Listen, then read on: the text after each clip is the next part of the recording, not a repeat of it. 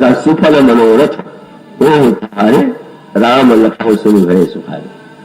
तो एक और आदि में गुरुदेव के प्रति आदेश लेकर के पुष्प वाटिका में जाना और फिर वहां भी लौट करके भी गुरुदेव के समक्ष उसी जिज्ञासु और शिष्य के रूप में अपने को प्रस्तुत करना, ये वह साधना का पक्ष है जिसे भगवान श्री राम ने अपने चरित्र के माध्यम से प्रकट किया। और इसी प्रकार से जब श्री सीता जी भी वहां आती है तो वहां कोई पूर्व परिचय संकेत जैसी तो बात ही नहीं।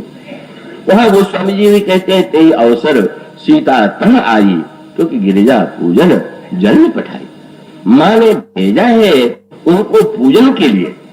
उस वहां पर अगर गुरुदेव केंद्र में है तो वहां मां केंद्र में है, और मां केंद्र में है तो उनके आदेश से पार्वती जी का पूजन करने आई और आदेश का पालन करते हुए अब इस अंतराल में उनके सौंदर्य का वर्णन। और उन सखियों ने भी यही कहा कि ऐसा मैंने सुना है। उन सखियों में से किसी ने अभी तक श्री राम को नहीं देखा है, श्री लक्ष्मण को नहीं देखा है, तो वो उन्होंने, ठीक वो संकेत आपको मिलेगा। मानो मर्यादा जो है वो आदि में भी और फिर अंत में भी आपको वही सूत्र मिलेगा। किंतु जैसा मैंने कहा कि क्या मर्यादा का अर्थ यह है कि भाई किसी व्यक्ति के शरीर को नियंत्रित किया जा सकता है और व्यक्ति को कहीं ना कहीं तो अपने आप को स्वयं नियंत्रित करना ही पड़ता है। अगर वो स्वयं को नियंत्रित न करे तो स्वयं ही अपने लिए संकट मोल ले। किंतु इतना होते हुए भी जो भावना का पक्ष है, जो रस का पक्ष है, अंत में आप एक नारियल देखते हैं, नारियल का ऊपर का भाग अत्यंत कठोर है, तो किंतु उसमें जो वस्तु है, उसका जो रस है, उसका जो वो भाग है, तो उस भाग के लिए ही तो व्यक्ति जो है उस कठोर नारियल के आवरण को जो उपयोगी होते हुए भी कोई व्यक्ति उसे तो ग्रहण नहीं करेगा। तो जो रस का पक्ष है, आम का फल है, आम के फल में भी छिलका होता है और छिलका होना ही चाहिए। अगर छिलका न हो तो आम का रस, आम कितना गंदा हो जाएगा, कितनी इसमें धूल पड़ेगी, इसलिए छिलका आवश्यक है। और साथ साथ उसमें गुठली भी होती है। गुठली इसलिए आवश्यक है कि बाद में वो गुठली नए वृक्ष का की सृष्टि कर सके, सृजन कर सके। लेकिन व्यक्ति तो अंत में जब आम का फल आपके सामने आवेगा तो छिलके को अलग करके रस ही तो आप उसका ग्रहण करेंगे। गोस्वामी जी जो बात कह रहे हैं वो ये है, और वो बड़े महत्व की, कि भगवान श्री राम महान मर्यादा में आरूढ़ और जनक नंदिनी सीता भी जब वो पुत्री बनी, बस ये भूमिका है। वे है तो जगत जननी, पर जगत जननी होते हुए जब उन्होंने पुत्री के रूप में अपने आप को प्रस्तुत किया तो एक पुत्री का जो स्वरूप हो सकता है, कर्तव्य हो सकता है, का उसका पूरा निर्वाह उनके द्वारा होता है। और वो निर्वाह यही है कि अब जैसा कल आप सुन रहे थे, हृदय में उत्कंठा उत्पन्न होने के बाद भी जब तक सखियों ने, और जिस सात्विक पद्धति से सखियों ने ये संकेत करते हुए कि महर्षि विश्वामित्र जैसा व्यक्ति जिस राजकुमार को साथ में लेकर के आया हुआ हो, क्या वो राजकुमार कोई ऐसा व्यक्ति हो सकता है क्या कि जिसको निकट से देखने में ये डर लगे, ये भय लगे? और इसका अर्थ ही तो यही है, इसका तात्पर्य यही है कि मानो विश्वामित्र जैसा संत, जान मानो संकेत यही था कि नहीं, अगर कोई अन्य राजकुमार आया होता तो क्या उनके हृदय में इच्छा उत्पन्न हो सकती है क्या कि वो देखने के लिए जाए? या उनके हृदय में जो, कब उनके हृदय में जाने दें, अब कष्ट उनको, तो उनके हृदय में जो एक द्वंद्व है उसका निराकरण इसी रूप में। बल्कि इस प्रसंग में मुझे बात याद आती है, धनुष टूटने के बाद जब पत्र लेकर के जनकपुर के दूत गए तो जनकपुर के दूतों से पत्र पढ़ करके महाराज तो भाव विभोर हो गए। और भाव विभोर होने का एक और वह पत्र, जिस पत्र में भगवान श्री राम के द्वारा धनुर्भंग की गाथा है, अद्भुत गाथा है, वो एक और दूसरी ओर महाराज श्री दशरथ का वात्सल्य है। अब वो तो पत्र पढ़ करके भी इतने वात्सल्य भरे हृदय से दूतों से पूछने लगे, भैया कहो कुशल धनुबारे, भैया ये कहो कि दोनों मेरे पुत्र, और पुत्र नहीं मेरे नन्हे पुत्र, मेरे नन्हे पुत्र कुशल पूर्वक तो है। अब दूत तो आश्चर्य से मुख देख रहे हैं, बड़े अद्भुत व्यक्ति हैं, बड़े अनोखे इनके भाव हैं। धनुर्भंग का समाचार पढ़ने के बाद जब कोई कहे मेरा नन्हा बालक, और ये कहे कि वो कुशल से है कि नहीं है, तो जब महाराज श्री दशरथ ने देखा कि दूत कुछ आश्चर्य से देख रहे हैं, तो उन्होंने तुरंत पूछ दिया कि अच्छा ये बताइए कि आप लोग जो है पत्र ही लेके चले आए, आप लोगों ने उनको देखा? फिर भी दूत चुप है, तो एक शब्द जोड़ दिया, अच्छा देखा तो अपनी आंख से देखा कि नहीं देखा? फिर भी दूत बोले, तब एक शब्द और दो दिया, अपनी आंख से भी देखा तो भली प्रकार से देखा कि नहीं देखा? आप पंक्ति पढ़े में तो उसमें यही पाएंगे, भैया कुशल दो बारे, तुम नीके निज नयन निहारे, अपनी आंखों से क्या नीके प्रकार से तुमने उनको निहारा है? तो दूत बोले ही नहीं, और दूतों को लगा कि अब इस प्रश्न को सुन ही लेना चाहिए, अभी पता नहीं कितने अनोखे प्रश्न किए जाए।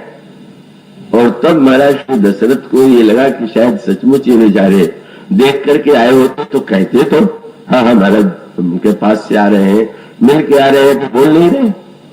तो उन्होंने कहा कि शायद तुम लोगों ने उनको ना देखा हो, तो मैं उनका रूप रंग भी बता देता हूं। एक हमारा पुत्र सांवले रंग का, दूसरा गोरे रंग का। मानो बता रहे हैं कि दूत फिर भी नहीं बोल रहे हैं। तो उन्होंने कहा हो सकता है कि हमारे पुत्रों की ओर दृष्टि न गई हो, पर दृष्टि तो जानी चाहिए। क्यों? उन्होंने वही वाक्य कहा, श्यामल गौर धरे धनु भाथा बै किशोर। कहीं दूत ये न कह दे कि महाराज कितने राजकुमार आए हुए हैं, कितने सांवले और गोरे आए हुए हैं, कितने दर्शपाल आए उधारी आए हुए हैं, हम कैसे आपके पुत्रों को पहचाने हैं? तो तुरंत उन्होंने कहा, ये सब होते हुए भी कौशिक मुनि साथा विश्वामित्र जी के साथ, तो आपने उनमें विशेषता न देखी हो, पर विश्वामित्र की ओर ध्यान न गया हो, ये तो हो ही नहीं सकता। और ऐसी स्थिति में मानो विश्वामित्र एक प्रमाण है कि अब उनके द्वारा, तो फिर उन्होंने कह दिया कि बस वो महर्षि विश्वामित्र के साथ। मानो महाराज दशरथ को लगता है कि और चाहे न देखा हो किसी तरह से, पर विश्वामित्र के साथ जो हो और उसे कोई न देखे कैसे हो सकता है? और फिर अंत में यह कहकर के समाप्त किया।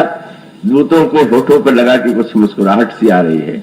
तब उन्होंने कहा कि देखिए, अच्छा आपने देखा तो अवश्य होगा, विश्वामित्र के साथ हो तो कैसे नहीं देखा होगा, लेकिन केवल दूर दूर से देखा कि कुछ परिचय भी हुआ, और परिचय हुआ तो उसको मैं मानूंगा तब बोले पहचानो, तो तुम कहो स्वभाव। अगर उनको पहचानते हो तो उनका स्वभाव कैसा है ये बताओ। और प्रेम दिवस पुनि पुनि कह रहा हूं, बार बार पूछते हैं चुप क्यों है भाई, आप उत्तर क्यों नहीं देते? और वो बेचारे ये सोच रहे हैं कि जैसे किसी के मुंह में का रसगुल्ला भर दिया जाए और वो न बोले और पहले बोल क्यों नहीं हो, तो उसको यही लगेगा कि हम इसका रस लें कि हम बोले।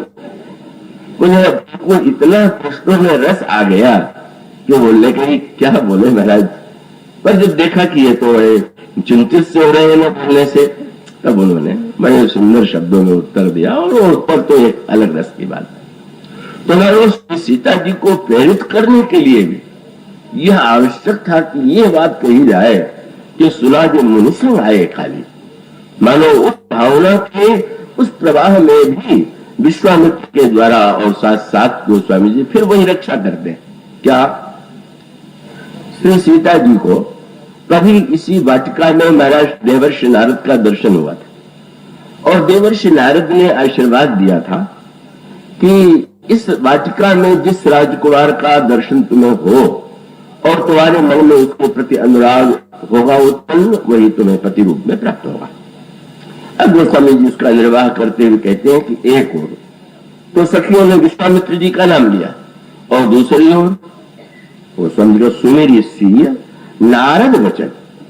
उसी समय सीता जी को नारद जी के आशीर्वाद की याद आ गई। मानो गोस्वामी जी सजग है इस बात की ओर कि कहीं अमर्यादित सी बात न दिखाई दे, इसलिए वो कहा विश्वामित्र जी के साथ ही नहीं आए हुए हैं, अभी जो देवर्षि नारद जैसे महापुरुष ने आशीर्वाद दे दिया। और तब उपजी प्रीति, और प्रीति के साथ एक शब्द जोड़ा गया, उपजी प्रीति पुनीत। और इसका अभिप्राय यह है कि कोई वस्तु जैसे कोई जल है, तो जल अच्छा हो, पर जल का अच्छा होना और पवित्र होना उसमें भिन्नता है। आप गंगा जल है वो पवित्र है, वैसे आप जल पीने के लिए उसको शुद्ध के रूप में जैसे जल शुद्ध किया जाता है, वो जल अपने आप में शुद्ध होते हुए भी पर उसे पवित्र तो नहीं कह सकते।